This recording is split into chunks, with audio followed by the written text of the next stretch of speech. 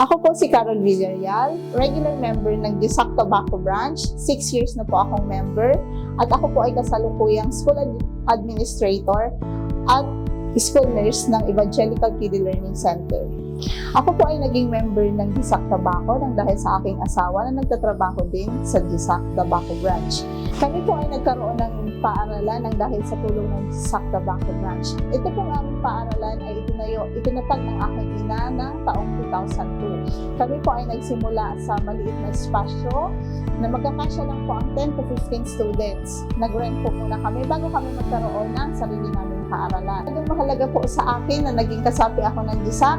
Sabi nga po, cooperative, dapat po nagtutulong-tulong tayong mga miyembro upang makamit natin ang iisang layunin. Yun po ay ang umunlad tayong lahat.